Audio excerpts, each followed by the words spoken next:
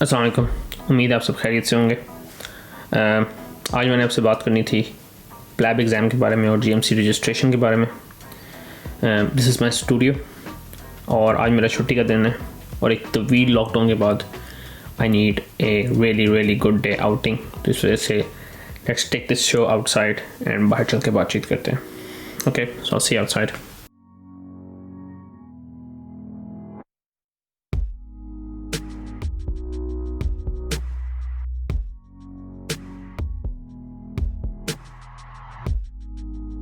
तो एक सवाल जो मुझसे बहुत सारे मेरे जूनियर्स और बहुत सारे डॉक्टर्स पूछते हैं वो ये है कि यूके में आने का और काम करने का तरीका क्या है। तो मैंने कहा अब बाहर निकला हूँ तो बजाय इसके एक अजीब सी बोरिंग सी वीडियो बनाऊँ इस टॉपिक के ऊपर आपको भी बता दूँ। तो यूके में आके काम करने के लिए तो जी सबसे पहले आपको चाहिए होती है जीएमसी से registration. GMC is general medical council, जो कि आपके अपने मुल्कों में भी डिफरेंट मेडिकल काउंसिल्स होती हैं जिनका मेन काम ये होता है वो रेगुलेट करती हैं डॉक्टर्स को। तो जी सबसे पहला क्वेश्चन ये है कि जीएमसी की रजिस्ट्रेशन जो है वो कैसे हासिल की जा सकती है। तो इसमें सबसे सिंपल तरीका तो ये है कि आप यूके के मेडिकल कॉलेज के किसी के ग्रेजुएट हो तो आपको जीएमसी की रजिस्ट्रेशन मिल सकती है। अगर आप यूके आके तालीम हासिल करें इन मेडिकल स्कूल तो वो एक ऑप्शन है। नंबर 2 ये है कि अगर आप यूके के मेडिकल स्कूल के ग्रेजुएट नहीं हैं और आप बाहर से आ रहे हैं तो उसमें आपके लिए क्या क्या प्रोविजंस हैं। उसमें एक तो ये कि आप प्लैब दे सकते हैं which is an exam, professional and linguistic assessment board I think इसका नाम है। और उस एग्ज़ाम को देने के बाद जिसके 2 पार्ट्स होते हैं, पार्ट 1 एंड पार्ट 2, आप जीएमसी से रजिस्टर हो सकते हैं। अगर आप एग्ज़ाम प्लैब नहीं देना चाहते तो इसके अलावा यूके की पोस्ट ग्रेजुएट मेडिकल क्वालिफ़िकेशन जिसमें एमआरसीपी और कुछ और पोस्ट ग्रेजुएट मेडिकल क्वालिफ़िकेशंस जिनकी लिस्ट जीएमसी की वेबसाइट पे अवेलेबल है, अगर आपने वो एग्ज़ाम्स भी किए हो तो आपका प्लैब एग्जाम्प्ट हो जाता है और आपको जीएमसी रजिस्ट्रेशन मिल सकती है। और तीसरा रूट जो है रजिस्ट्रेशन हासिल करने का वो ये है कि आप स्पॉन्सरशिप पे आएँ, जो कि आजकल नया प्रोग्राम शुरू हुआ है कि आप as a MTI international medical trainee आप यूके में आके काम करते हैं। एक एक्सचेंज बेसिस के ऊपर ये काम होता है। इसकी मेन वजह ये है कि यूके को इस वक्त डॉक्टर की शदीद ज़रूरत है और यहाँ पे शदीद शॉर्टेज है और उस शॉर्टेज को पूरा करने के लिए दे आर फैसिलिटेटिंग कि आप बाहर से किसी मुल्क से आके यूके में काम कर सकें। उसके लिए वो आपको स्पॉन्सरशिप लेटर देते हैं और आपके होम कंट्री से you need a letter to say कि you are competent to work in UK. तो ये हैं डिफरेंट रूट्स यूके में आने के। रजिस्ट्रेशन जो आपको मिलती है दैट इज़ 2 डिफरेंट टाइप्स। अगर आपने सिर्फ मेडिकल स्कूल अभी पास किया है और अभी आपकी हाउस जॉब या आपका इंटर्नशिप एक्सपीरियंस इतना नहीं है तो आपको प्रोविजनल रजिस्ट्रेशन मिलेगी जिसकी बेसिस पे you can only do F1 job. F1 is a foundation year 1 जो कि इंडिया पाकिस्तान में हाउस जॉब के इक्विवेलेंट होती है और उसके बाद you can get full registration F1 complete करने के बाद। दूसरा तरीका ये है कि आप फुल रजिस्ट्रेशन डायरेक्ट अप्लाई करें और वो आप तब करेंगे अगर आपके पास पहले से इंटर्नशिप या हाउस जॉब एक्सपीरियंस मौजूद है। लेकिन ये चीज़ ज़रूर याद रखें, अगर आपको full registration with licence to practice मिल चुका है तो आप F1 जॉब के लिए फ़र्स्ट प्रायोरिटी नहीं होंगे। अगर आपने F1 जॉब के लिए अप्लाई करना है तो आपके लिए ज़रूरी है कि बस प्रोविजनल रजिस्ट्रेशन हो। प्रोविजनल रजिस्ट्रेशन के लिए एक कैच ये है कि if you have done more than 3 months of surgery and more than 3 months of medicine in your home country तो आपको ये प्रोविजनल रजिस्ट्रेशन नहीं देते, एटलीस्ट नहीं देते थे व्हेन आई केम। मैं आया था 2012 में, लेकिन आज ही रात को मैंने जीएमसी की वेबसाइट को दोबारा खोल के सारी गाइडेंस दोबारा से पढ़ी है ताकि मैं आपको सही इन्फॉर्मेशन शेयर कर सकूं। और उसमें प्रोविजनल रजिस्ट्रेशन में ये चीज़ ज़रूर ज़हन में रखें कि उसकी बेसिस पे आप F1 जॉब के लिए अगर अप्लाई करेंगे तो your name will be down the priority list. मज़ीद गपशप करेंगे लेकिन उससे पहले थोड़ी सी सीनरी इंजॉय करें। मैं ड्रोन उड़ाने लगा हूँ, आप भी देखें। इस वक्त मैं खड़ा हूँ, एक मोटरवे है A1 उसके बिल्कुल पास। मोटरवे के ऊपर ऑब्वियसली ड्रोन मैं नहीं उड़ाऊँगा लेकिन इर्द गिर्द की सीनरी कैप्चर करने में कोई मसला नहीं होना चाहिए। शोर आपको ट्रैफिक का आएगा, सॉरी फॉर दैट, लेकिन थोड़े से शौक़ तो मैंने भी पूरे करने।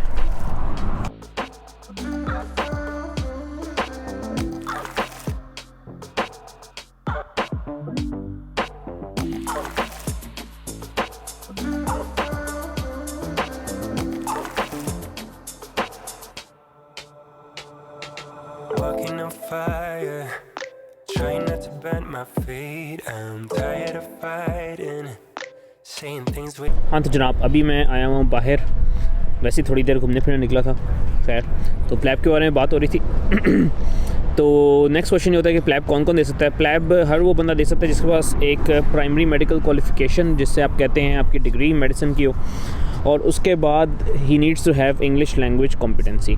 अब इन द पास्ट ये होता था कि if you were taught your medical degree in English language तो आपको एग्जामेशन मिल जाती थी too from taking IELTS IELTS exam, which is basically a exam for assessing your English language. लेकिन अब वो सिलसिला उन्होंने ख़त्म कर दिया, इस वजह से आपको IELTS लेना पड़ता है। IELTS के बारे में एक सेपरेट वीडियो बन सकती है, बहुत तवील टॉपिक है। लेकिन प्लैब करने के लिए और GMC रजिस्ट्रेशन हासिल करने के लिए you need to score individually 7.0 mark in all the components of IELTS।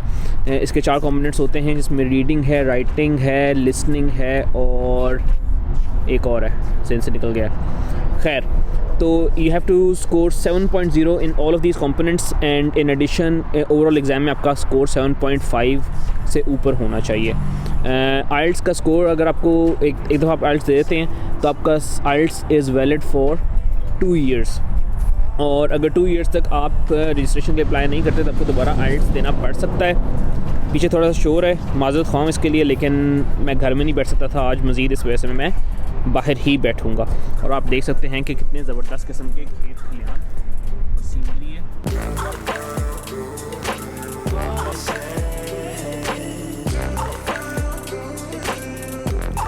तो 2 ईयर्स के अंदर आपने रजिस्ट्रेशन के लिए अप्लाई करना है if you are taking IELTS exam. और एक चीज़ ज़रूर ज़हन में रखेंगे, IELTS की डिफरेंट वैराइटीज़ होती हैं, तो आपने जो IELTS लेना है that is academic version of the IELTS। IELTS should be valid not only for taking your PLAB but also for your registration. तो अगर आपका IELTS एक्सपायर हो गया at the time of registration तो मसला हो सकता है। इस वजह से कोशिश करें कि अगर आपने IELTS किया है फ़ौरन ही साथ प्लैब 1, 2 और रजिस्ट्रेशन के लिए अप्लाई करें। उठ के ज़रा चलना शुरू करते हैं गाड़ी की तरफ। IELTS के बाद जो नेक्स्ट स्टेप होता है वो है प्लैब। सो प्लैब जो एग्ज़ाम है इसके 2 पार्ट्स होते हैं। PLAB 1 is a knowledge test जिसमें आपका MCQs लिए जाते हैं, और PLAB 2 is a OSCE objective structured clinical evaluation exam होता है। सो पहले प्लैब 1 की बात कर लेते हैं। तो प्लैब 1 जो है वो आपको ऑनलाइन बुक कराना पड़ता है। आप GMC की वेबसाइट पे जाते हैं और GMC वेबसाइट पे जाके अपना अकाउंट बनाते हैं free of charge, and then you can book PLAB 1। अब प्लैब 1 की booking fees last I checked yesterday was £239। आप कन्वर्ट कर लें अपनी लोकल करेंसी में, लेकिन £239 इसकी फ़ीस है। डिफरेंट डेट्स में अवेलेबल होता है। इसकी अच्छी बात यह है कि you can do it in your own country. आपको UK आने की ज़रूरत नहीं पड़ती प्लैब 1 देने के लिए। 180 सिंगल बेस्ट आंसर क्वेश्चंस होते हैं। It is not a multiple choice question, इसको अपने ज़हन से निकाल दें। सिंगल बेस्ट आंसर का मतलब ये होता है कि ऑल दी ऑप्शंस में बी इवन करेक्ट, लेकिन आपने बेस्ट ऑप्शन को सेलेक्ट करना है। मल्टीपल चॉइस में ये भी हो सकता है कि बाकी सारे ऑप्शंस गलत हों। तो प्लैब के लिए ज़रूरी है कि 180 क्वेश्चन आपने सॉल्व करने। 3 आवर्स का भी बस टाइम होता है, तो अगर आप एवरेज निकालें तो यू गेट 1 मिनट पर क्वेश्चन। लेकिन एक चीज़ जहन में रखें कि it is a clinical scenario, उसमें बहुत बड़ा सिनेरियो होता है जो दिया होता है और बीच में क्वेश्चन आस्क होता है। इस वजह से आपको सिनेरियो पढ़ने में काफ़ी टाइम लग सकता है। You need to prepare and repeatedly practise it, otherwise you can run out of time. मुझे याद है कि मैंने अपना प्लैब एग्ज़ाम दिया था, मैंने बहुत ज़्यादा तैयारी नहीं की थी, but I use to do practice questions, और प्रैक्टिस क्वेश्चन में बहुत जल्दी कर लेता था। जब मैंने एग्ज़ाम में बैठ के इस सारे को एक्सपीरियंस किया तो मुझे फुल 3 आवर्स लगे, मुझे इवन एक क्वेश्चन को भी रिवाइज़ करने का टाइम नहीं मिला। तो ये चीज़ ज़हन में रखें। आपके पास टोटल 4 अटैम्प्ट्स होती हैं प्लैब 1 को पास करने के लिए। उन 4 अटैम्प्ट्स में अगर आप पास ना कर सकें तो आपको एक एडिशनल अटैम्प्ट दी जाती है। उस एडिशनल अटैम्प्ट्स की कुछ कंडीशंस होती हैं जो आपको GMC वेबसाइट पे अवेलेबल होंगी, आप जाके देख सकते हैं। बहुत सारे मुझसे ये लोग सवाल करेंगे कि प्लैब 1 के लिए क्या पढ़ा जाए। अच्छा, तो GMC रिकमेंड करती है कि अगर आप वाकई ही डॉक्टर हैं तो आपको प्लैब 1 की तैयारी की कोई ज़रूरत नहीं है। It is not always true, आपको हर एग्ज़ाम की तैयारी की ज़रूरत होती है थोड़ी बहुत, क्योंकि your knowledge can be a bit rusty. तो आई वुड एडवाइज़ के लोकली जहाँ पे भी आप रहते हैं वहाँ पे डिफरेंट किस्म का प्रिपरेशन मटेरियल अवेलेबल होगा। कैंडिडेट्स कोर्सेज़ अटेंड करते हैं, डिफरेंट किस्म के कोर्सेज़ होते हैं, लेकिन मैंने सारी तैयारी प्रैक्टिस क्वेश्चंस करके की, और GMC की वेबसाइट पे भी इवन प्रैक्टिस क्वेश्चंस अवेलेबल हैं। अब बहुत बोरियत हो जाएगी आपको इधर ही अगर बैठे बैठे सारी बात होगी, तो लेट्स ड्राइव ऑन एंड सी के नेक्स्ट हम कहाँ जाते हैं, और फिर उधर जाके प्लैब 2 के बारे में डिस्कशन होती है।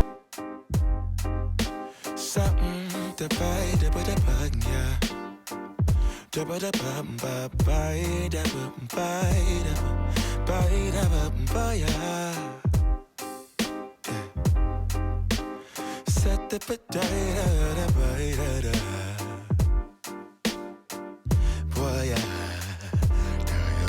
हम एक नई लोकेशन में आ गए, वो भी अभी आपको दिखाता हूँ ड्रोन पे। देखा सब कुछ उड़ रहा है यहाँ पे। तो बात हो रही थी प्लैप के बारे में। प्लैप 1 हमने कर लिया, प्लैप 2 अपने बुक करा लिया। प्लैप 2 की प्राइस जो मैंने लास्ट चेक की है ऑनलाइन, इट इज़ £875, £875। और ये आप सिर्फ यूके में कर सकते हैं, तो you have two factor in कि आपको यूके में टिकट लेके आना पड़ेगा, और इसके अलावा आपको यहाँ पे रहाइश का बंदोबस्त करना पड़ेगा। और तैयारी आप कैसे करते हैं आपको बताऊंगा।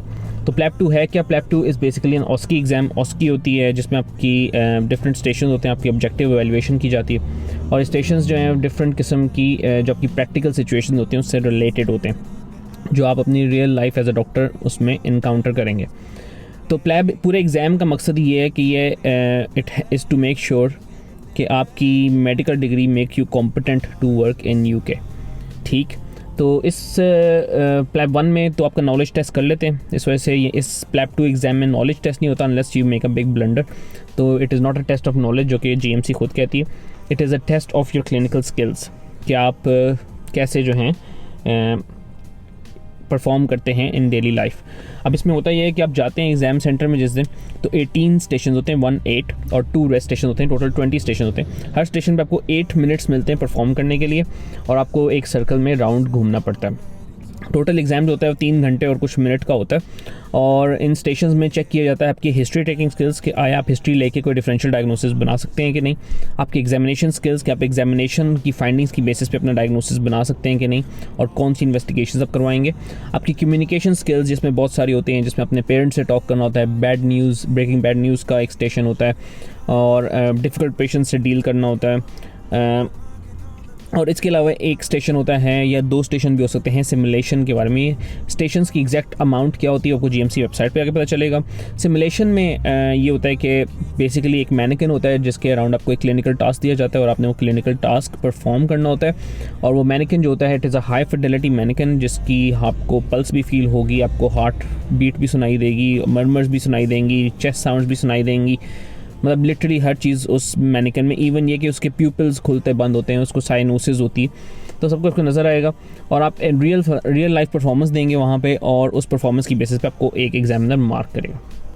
अब लोग पूछेंगे कि इसकी तैयारी के लिए क्या पढ़ा जाए, क्या किया जाए, कौन सा कोर्स अटेंड किया जाए। अगेन जीएमसी की रिकमेंडेशन नहीं है कि आप कोई कोर्सेज अटेंड करें। बहुत सी अकेडमीज यहाँ पे कोर्सेज करवाती थी, उन पे जीएमसी ने केसेस भी किए हैं, बिकॉज जीएमसी ये पसंद नहीं करती कि आप एग्ज़ाम के लिए कोई कोर्स करें या किसी कोर्स से प्रिपेयर करें। उससे होता ही है कि जिन लोगों की एक्चुअल कॉम्पिटेंस इतनी नहीं भी होती, वो सिर्फ 1-2 कोर्सेज करके अपनी कॉम्पिटेंस बना लेते हैं, जिससे जीएमसी का टेस्टिंग जो है वो उनको ये है कि वो कॉम्प्रोमाइज़ ना हो। अच्छा जी, प्लैप 2 के बारे में जो चीज़ें जहन में रखने की हैं, वो सबसे इंपॉर्टेंट चीज़ ये है कि यू शुड अंडरस्टैंड कि what is the station question asking. अगर उसमें हिस्ट्री टेकिंग है तो आप जाके एग्जामिनेशन शुरू कर देंगे, आपको 1 नंबर भी नहीं मिलेगा। अगर उसमें सिमुलेशन है और आप जाके हिस्ट्री लेना शुरू कर देंगे तो आपको 1 नंबर भी नहीं मिलेगा। तो you have to look for what is being asked, और वो बहुत उन्होंने प्रोमिनेंट करके कैपिटल्स में हाईलाइट करके लिखा हुआ होता है। एग्जामिनर्स के बारे में बहुत लोग कहते हैं कि भी एग्जामिनर्स बड़े सड़ियल होते हैं। मेरा नहीं ख्याल कोई सड़ियल होता है। बहुत अच्छे कुछ एग्जामिनर्स होते हैं जो आपको बहुत ज़्यादा फैसिलिटेट इन द सेंस कि आपको लेट डाउन नहीं करते, लेकिन मैं ये नहीं कहूँगा कि एग्जामिनर को सड़ियल होता है। बेसिकली एग्जामिनर्स का प्रॉब्लम ये है कि they have an answer sheet. अगर आप जो आंसर्स दे रहे हैं वो आंसर शीट से मैच कर जाते हैं, they will give you marks, they have no other option. लेकिन अगर आप के आंसर्स आंसर शीट से मैच नहीं करते और आप स्कोर नहीं करते, तो no matter what they do they can not give you marks. तो इस वजह से ये कहना कि एग्जामिनर्स सड़ियल होते हैं या एग्जामिनर्स जो हैं वो उनका एटीट्यूड होता है, I don't agree with it. जब मैं गया था तब भी ऐसा कुछ नहीं था, और अभी मैंने कभी ऐसा नहीं सुना कि एग्जामिनर्स ने किसी को जानबूझ के फेल करने की कोशिश की हो। तो जी प्लैप 2 की भी आपको अलाउड होती हैं 4 अटैम्प्ट्स प्लस 1। जो आखिरी अटैम्प्ट होती है प्लस 1, उसकी कुछ रिक्वायरमेंट्स होती हैं, आप जीएमसी पे देखेंगे।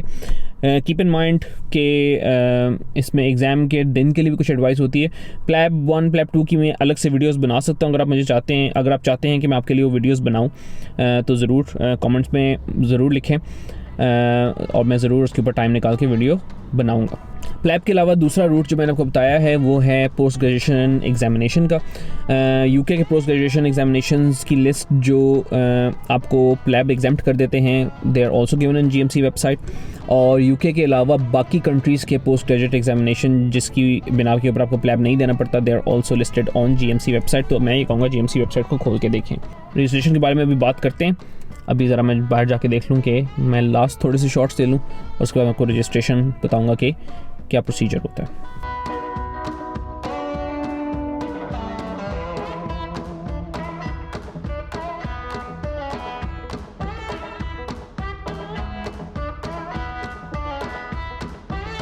अच्छा जी, तो मैंने ब्रैडफोर्ड आना था और Bradford is where my medical career in UK started. तो मैंने कहा क्यों ना आपसे रजिस्ट्रेशन के बारे में जो बातचीत है वो यहाँ पे आके की जाए।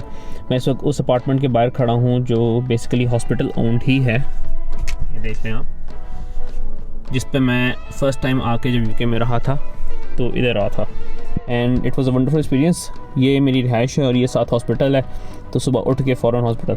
एनीवेज, बात कर रहे थे रजिस्ट्रेशन के मुतालिक।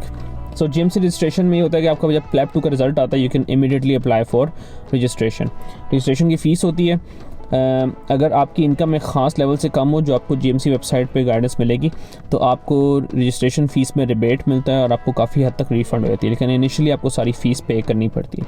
आप फ़ीस पे करते हैं, आप उनके डॉक्यूमेंट्स पूरे करते हैं, आप और डॉक्यूमेंट्स जो हैं वो आपको अपॉइंटमेंट देते हैं कि आप डॉक्यूमेंट्स सारे लेके आएँ और वो सारे के सारे डॉक्यूमेंट्स वेरीफाई होते हैं जीएमसी में, मैनचेस्टर में डायरेक्टली। एक चीज़ मैं बताना भूल गया कि PLAB 2 exam is only in Manchester UK as well, और कहीं नहीं होता यूके में भी, सो सिर्फ मैनचेस्टर में ये एग्ज़ाम होता है। एनीवेज, जब रजिस्ट्रेशन के लिए आपसे डॉक्यूमेंट्स मांग लिए जाते हैं तो रजिस्ट्रेशन के टाइम पे you should have a valid PLAB 2, you should also have a valid IELTS with the required scores, और आपकी मेडिकल डिग्री होना ज़रूरी है, और साथ एक गुड स्टैंडिंग सर्टिफिकेट आपसे मांगा जाता है। एक और चीज़ जो लोग गलती कर लेते हैं वो गुड स्टैंडिंग सर्टिफिकेट जल्दी बनवा लेते हैं, लेकिन जीएमसी की रिक्वायरमेंट एटलीस्ट जब तक मैंने रजिस्ट्रेशन करवाई थी तो ये थी कि good standing certificate from your medical organisation और council should be dated within the last 3 months। तो इस वजह से अगर बहुत पुराना आप गुड स्टैंडिंग बना लेंगे तो वो वैलिड नहीं होगा। फिर जब एक दफ़ा आपकी डॉक्यूमेंट्स के साथ आपको बुलाया जाता है और सारे डॉक्यूमेंट्स वेरीफाई हो जाते हैं तो GMC will inform you online and via email कि आपकी registration with a licence to practise हो चुकी है। Once you get registration and license to practice, you are eligible to apply for a job in UK। अब वो कैसे करना है, जॉब एप्लीकेशन कैसे होगी, वो मैं आपको आराम से नेक्स्ट सीरीज़ में बताऊंगा क्योंकि this video is becoming too long. तो अभी के लिए वी टॉक्ड अबाउट कि जीएमसी से रजिस्टर कैसे होना है, कौन कौन से रूट्स यूज़ होते हैं, किन टाइप्स की रजिस्ट्रेशन होती है और कैसे उन चीज़ों को परस्यू करना है। I brought you to my birthplace of medical career in UK, और वो अगर मुझे मौका मिले, बाहर बारिश हो रही है इस वजह से मैं बाहर नहीं निकलूँगा ज़्यादा देर, आपको जल्दी से दिखा देता हूँ कि this building behind me is where I use to live. और यहाँ पे गाड़ियाँ खड़ी होती हैं, उस वक्त मेरे पास गाड़ी नहीं थी, खैर अभी मैं गाड़ी पे आया हूँ। और this behind me is the hospital, this is where I was 7 years ago। और अब मैं काफ़ी आगे आ चुका हूँ। मैंने फाउंडेशन 1 से अपना स्टार्ट किया था करियर यूके में, और मैं प्रोविजनल रजिस्ट्रेशन से ही स्टार्ट हुआ था। और अब अल्हम्दुलिल्लाह I am a registrar and I train in intensive care, anaesthesia दोनों में, और आई एम सेटल्ड हेयर अल्हम्दुलिल्लाह। तो वो लोग आप में से जो यहाँ पे आके आना चाहते हैं और जॉब स्टार्ट करना चाहते हैं, it is not difficult. If I can do it, you can do it, और I will keep guiding you along the way कि क्या क्या आपको करना पड़ेगा to get a job in UK. Next video का वेट करें, इंशाल्लाह उसमें बात होगी how to get a job and how to make an application. अभी के लिए इजाज़त चाहता हूँ। टेक केयर एंड अल्लाह हाफिज़, दुआ में याद रखिएगा।